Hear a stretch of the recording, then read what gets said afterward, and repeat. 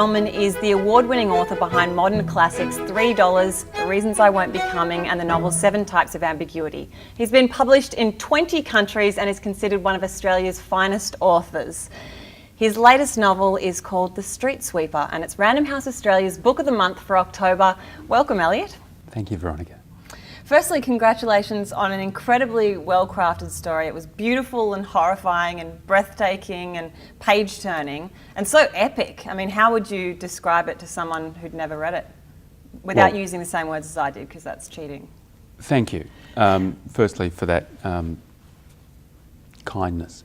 I guess I would start by telling people a little bit, but not very much, about the plot, and saying that it begins with, the story is told through 2 characters, 2 men in early 21st century New York. And these 2 men will have stories that are interwoven and will ultimately meet up. But at the beginning of the novel, they don't know each other. Who are these 2 men? One of them is a man named Lamont Williams. He's an African-American ex-con, a probationary janitor in a hospital, a man who can't locate his little daughter and hasn't seen her since he was imprisoned. And he gets this chance. If he can survive 6 months on probation in this hospital, he has the chance to restart his life and, with any luck for him, find his daughter.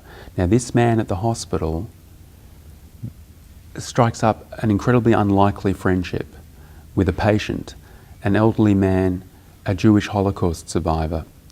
And this friendship is going to provide each of those 2 men with comfort, and it's going to propel the story. Reference notes and acknowledgements in The Street Sweeper are nearly as long as the book itself, I found. It was a whole nother read after you'd finished. Was it true it took 6 years in the making?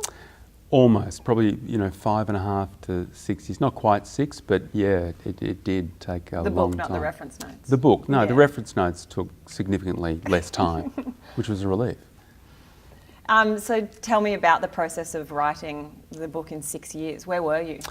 Well, look, a lot of the time, especially initially, was spent on the research, and I probably did, in fact I definitely did, more research for this book than for my previous books, all 3 of them put together.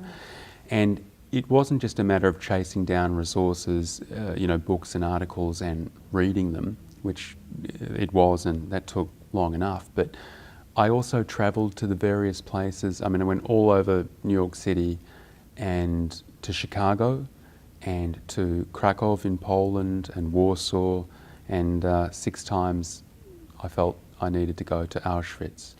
6 times? Wow. Well, why 6 times? Yeah, it's such a difficult place to write about, I think, with any, frankly it's daunting, and the sense of responsibility that you have is so overwhelming that I think I had to, there's no way you can become comfortable with it, but I had to go there and be there enough times to feel, I don't know, almost that I had the right to try to write about that.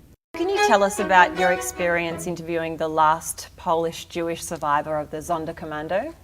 Right. The Sonderkommando were those prisoners, mainly, almost entirely Jews, but not all of them were, who were forced on threat of immediate death to work in the gas chambers and crematoria.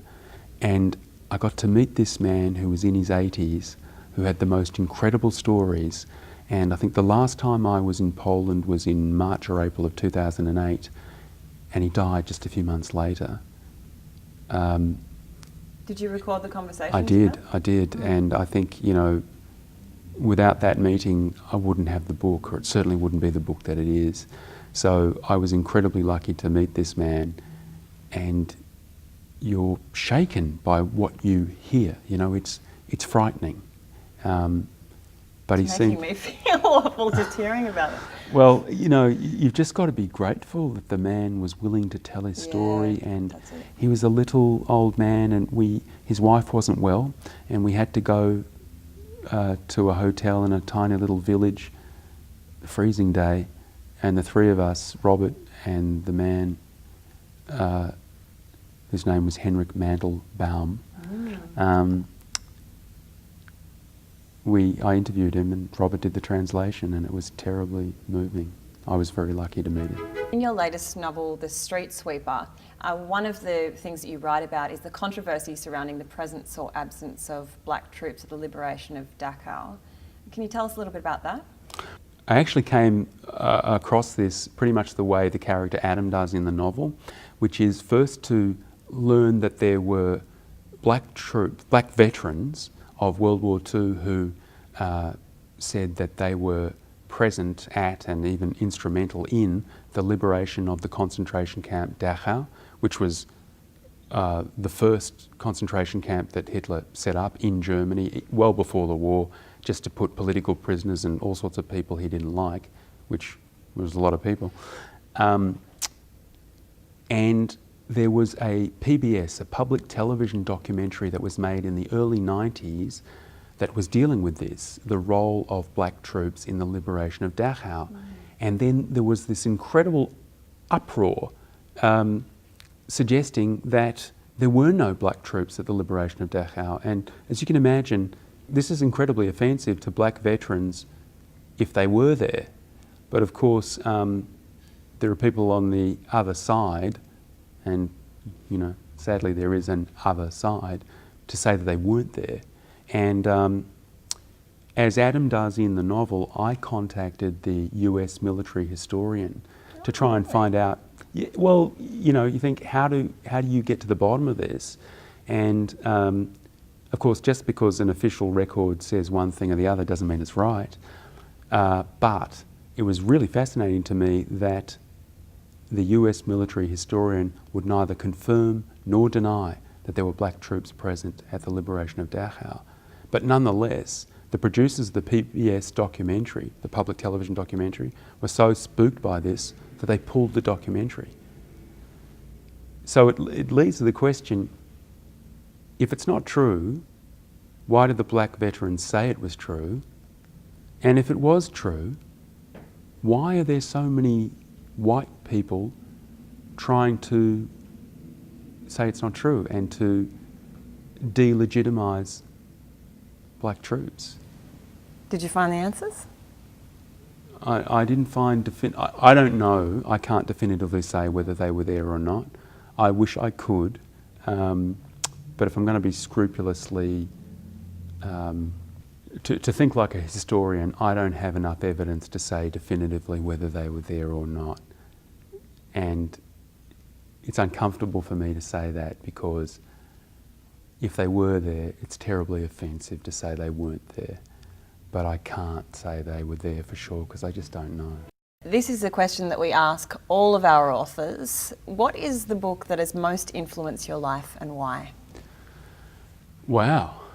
It's got to be one book. Oh, that's terrible. I hate having it limited to one book. Hadn't you thought about this beforehand? You knew this was coming. Well, you know, it's like death. You know it's coming, but you don't really prepare for it. You don't want to think about it. No. Too hard. No.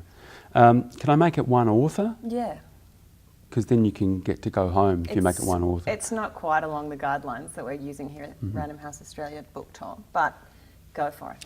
Well, I don't even like limiting it to one author, but I'm going to because you really want me to. I'd probably have to say Thomas Hardy, because he could do everything. He could write short stories that no one ever talks about, but they were brilliant.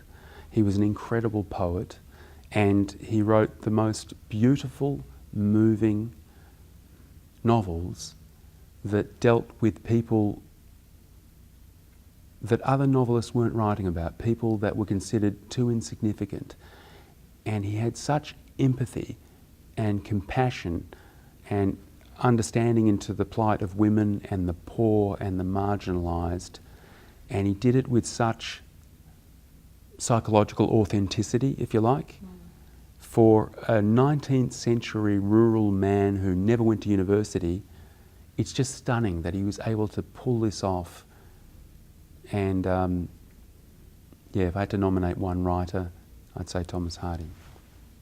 But I don't like nominating only one writer. Sorry that I had to make you do that. Well, okay.